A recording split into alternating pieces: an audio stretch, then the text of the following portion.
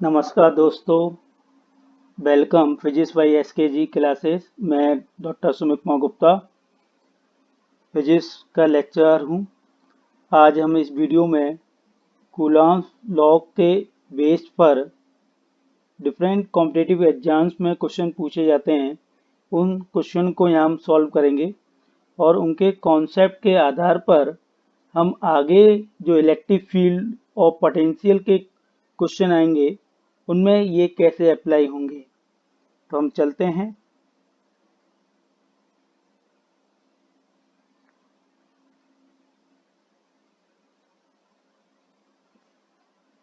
देखिए,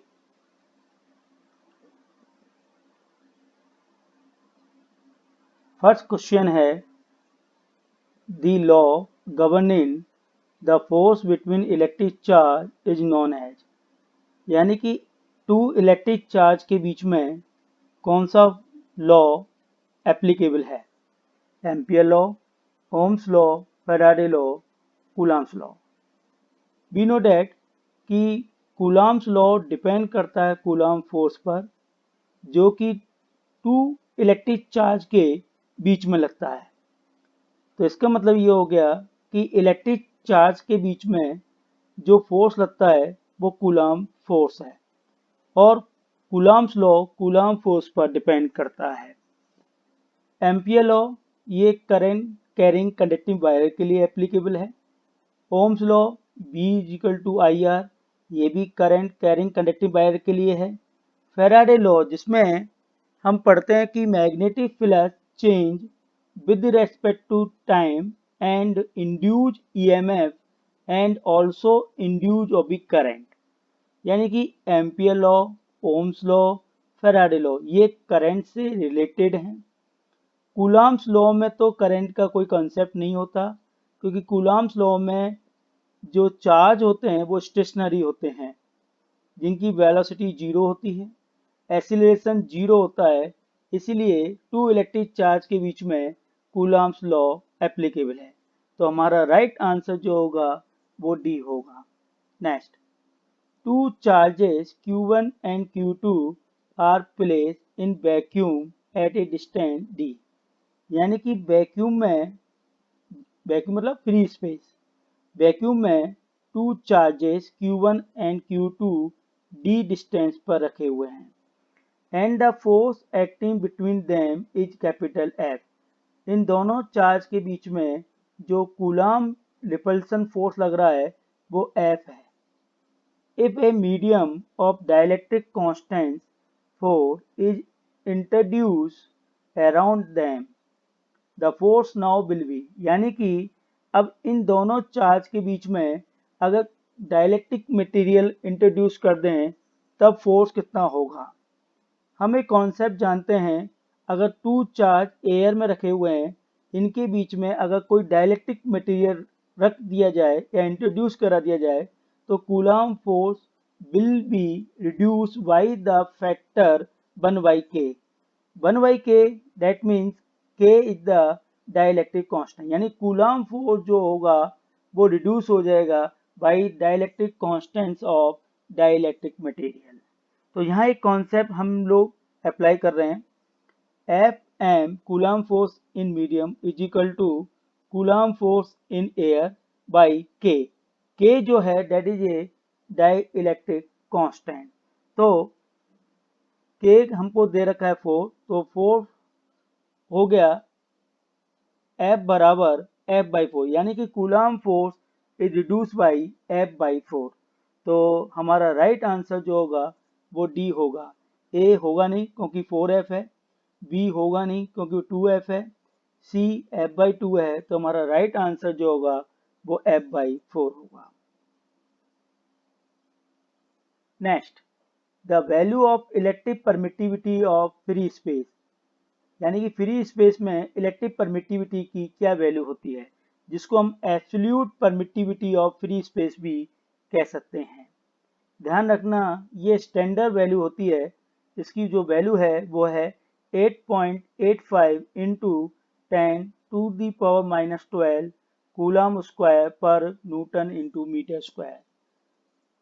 जरा बी और सी ऑप्शन देखें। बी और सी में जो न्यूमेरिकल वैल्यू है वो तो सेम है, डिफरेंट यूनिट का है। तो हम जल्दबाजी में आंसर को गलत ना करें, हम बिल्कुल इसकी यूनिट भी चेक करें। तो हमारा राइट आंसर जो होगा वो सी होगा, ए बी और डी नहीं होगा। Next, a charge is divided into two parts of q and capital Q minus q।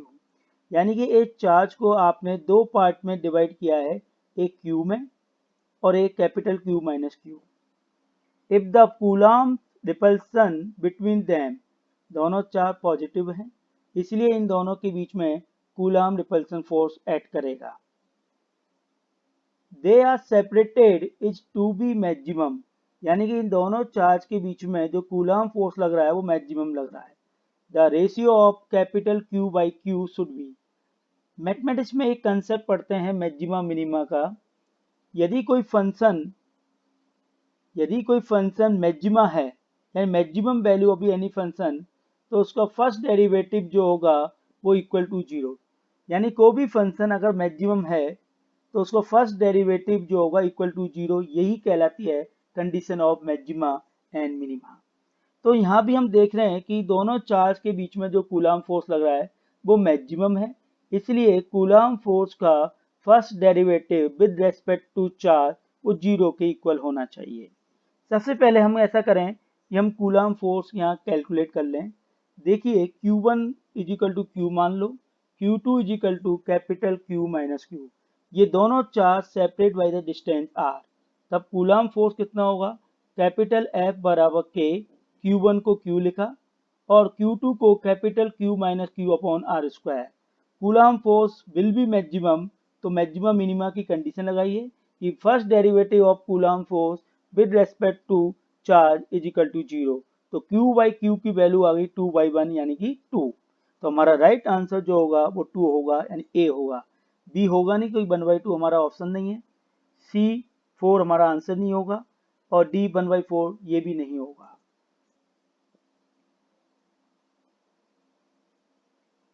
Next, number of electrons in 1 coulomb of charge will be. एक कूलम्ब में कितने नंबर ऑफ इलेक्ट्रॉन्स होते हैं। बहुत अच्छा क्वेश्चन है और कई बार ये कॉम्पिटिटिव एग्जाम्स में पूछा गया है।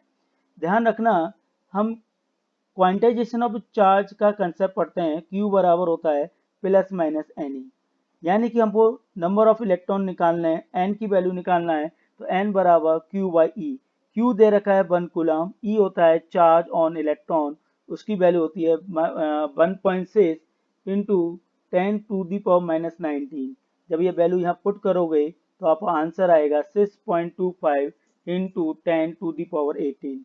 इसलिए हमारा राइट आंसर जो होगा वो बी होगा, ए सी और डी नहीं होगा, क्योंकि जो सॉल्यूशन आ रहा है वो ए सी और डी से मैच नहीं कर रहा है। Next, 2 point charge plus 3 microcoulomb and plus 8 microcoulomb repel each other with a force of 40 Newton.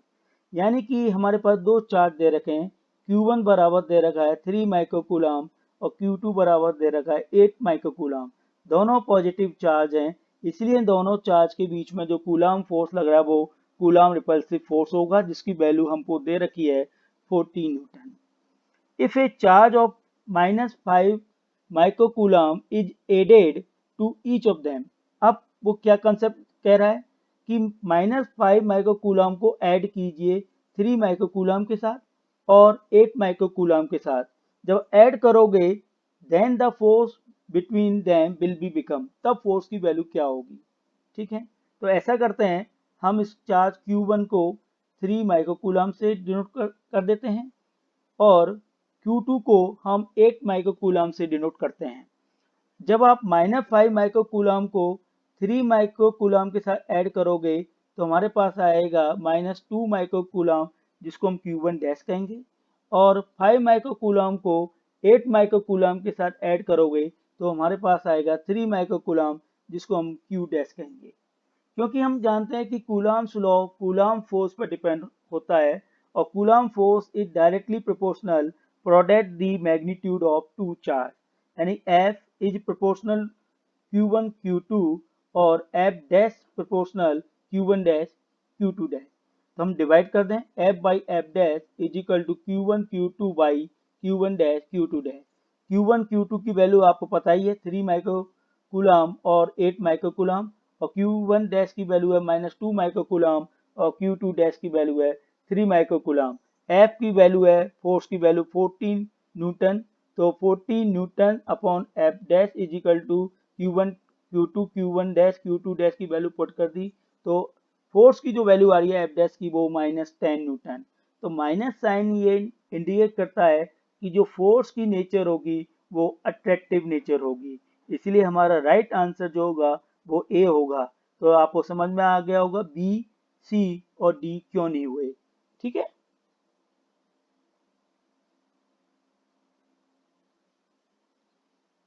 Next, electric charges of 1 microcoulomb, -1 microcoulomb and 2 microcoulomb are placed in air at the corners capital A, capital B and capital C on an equilateral triangle ABC having length of each side 10 centimeter. The resultant force on the charge at C, यानी कि ये कहना चाहता है एक equilateral triangle है जिसकी each side 10 centimetre है।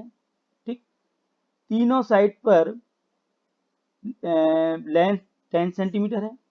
वर्टेक्स जो है ए बी सी जिन पर 1 माइक्रोकूलम, -1 माइक्रोकूलम और 2 माइक्रोकूलम का चार्ज रखा हुआ है, तो वर्टेक्स सी पर रिजल्टेंट फोर्स कितना होगा, यानी कि सी कॉर्नर पर रिजल्टेंट फोर्स हमको कैलकुलेट करना है।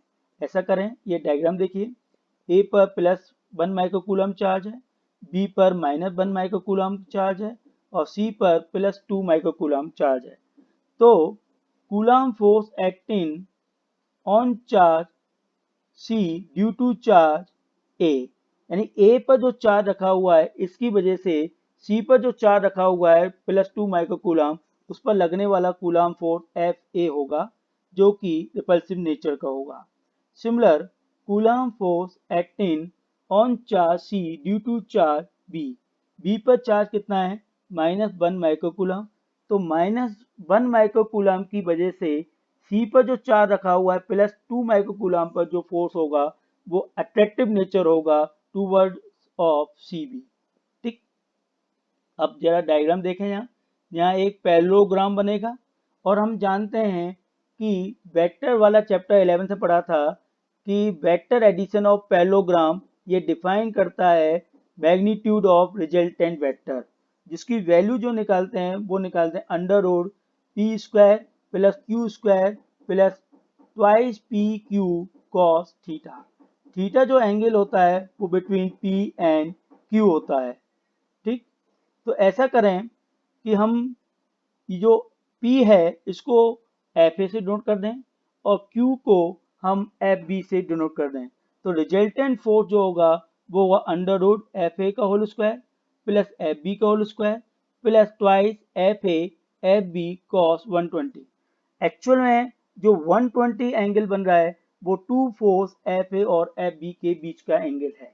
ठीक, अब FA की वैल्यू कैसे निकालें, हमने कहा था कि coulomb force acting on charge C due to charge A, तो फोर्स कितना होगा, वो फोर्स की वैल्यू निकालेंगे 1/4πε0 Q1 Q2 upon are square. तो अपन ऐसा करें 1/4πε0 की वैल्यू होती है 9 इंटू 10⁻⁹ जो हमने पुट कर दी। Q1 दे रखा है 1 माइक्रोकूलम, माइक्रो मतलब 10⁻⁻6, तो Q1 की वैल्यू रख दी आपने 10⁻⁻6 इंटू Q2 2 माइक्रोकूलम, तो इसकी वैल्यू हुई 2 into 10⁻⁻6 upon are square, R distance हो गई बिटवीन देम जो कि 10 सेंटीमीटर है, इसको मीटर में कन्वर्ट करेंगे 10 इंटू 10⁻⁻2 का होल स्क्वायर। जब इसको सॉल्व किया तो इसकी वैल्यू आ गई 1.8 Newton.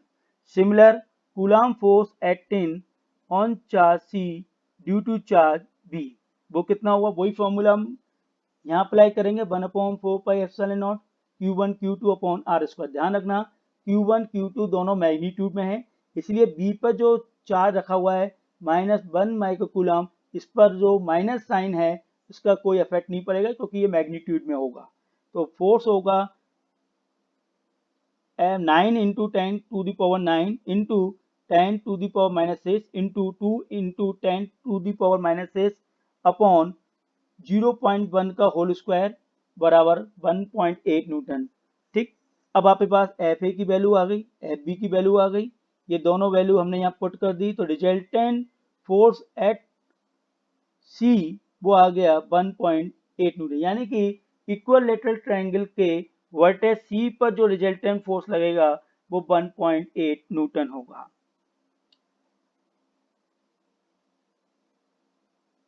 Next, 3 charges are placed at the vertex of an equilateral triangle of side A as shown in the following figure. Force experienced by charge placed at vertex A in a direction normal to BC। यानी कि ये कहना चाहता है कि ये एक equilateral triangle है जिसके वर्टेक्स पर चार्ज रखे हुए हैं, तो वर्टेक्स ए पर जो रिजल्टेंट फोर्स है उसको रिजॉल्व करिए टू कंपोनेंट, एक हॉरिजेंटल और एक वर्टिकल। तो जो वर्टिकल कंपोनेंट होगा वो BC के परपेंडिकुलर होगा, तो जो वर्टिकल कंपोनेंट BC के परपेंडिकुलर है उस वर्टिकल कंपोनेंट पर कूलम्ब फोर्स की वैल्यू क्या होगी, यानी कि ए पर आपने सबसे पहले resultant force of Coulomb force निकाला, उसको दो कंपोनेंट में रिजॉल्व किया, हॉरिजेंटल और वर्टिकल, तो vertical component of the Coulomb force which perpendicular to the BC, तो what is the value of Coulomb force, जो कि BC के परपेंडिकुलर है, तो कूलम्ब फोर्स की वैल्यू क्या होगी ये हमको कैलकुलेट करना है।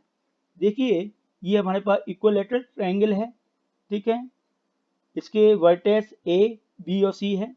A पर अपने पास जो चार्ज रखा हुआ प्लस क्यू चार्ज है, B पर जो चार्ज है माइनस क्यू है और C पर जो चार्ज है प्लस क्यू है।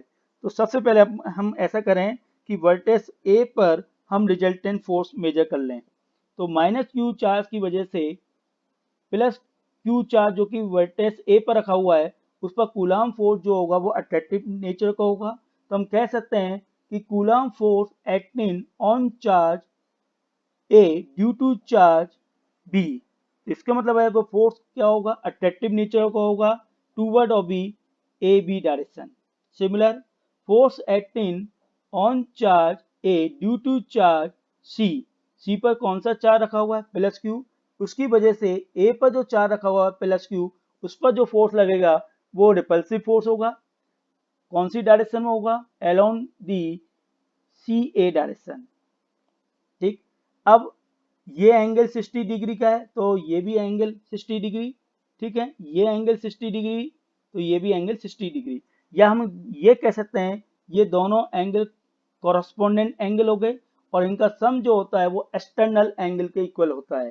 ठीक है, अब एफ बी को दो कंपोनेंट में रिजोल्व कीजिए, एक वर्टिकल और एक हॉरिजेंटल, तो एफ बी का वर्टिकल कंपोनेंट होगा वो एफ बी साइन 60 और हॉरिजेंटल कंपोनेंट होगा F B cos 60। Similar F C को रिजोल्व कीजिए हॉरिजेंटल एंड वर्टिकल कंपोनेंट, तो एफ सी का जो हॉरिजेंटल कंपोनेंट होगा वो एफ सी कॉस 60 और वर्टिकल कंपोनेंट होगा वो एफ सी साइन 60। अब जरा वर्टिकल कंपोनेंट देखें, ये जो वर्टिकल कंपोनेंट है एक ही लाइन पर लग रहे हैं, तो हम कह सकते हैं कि these vertical component have same magnitude and opposite direction, और ये जो वर्टिकल कंपोनेंट है ये BC के कैसा है परपेंडिकुलर, तो हम कह सकते हैं कि BC के परपेंडिकुलर जो वर्टिकल कंपोनेंट हैं they have same magnitude and opposite direction, they are cancel out to each other, यानी कि BC के परपेंडिकुलर जो vertical component of Coulomb force होंगे वो 0 होंगे, तो हमारा राइट आंसर जो होगा वो कौन सा होगा, C 0 होगा, A B और D नहीं होगा। अगर वो पूछता है कि along the BC, तो along the BC आप क्या करोगे, FB cos 60 plus FC cos 60 को ऐड कर लोगे तो रिजल्टेंट आपका मेजर हो जाएगा। ठीक है,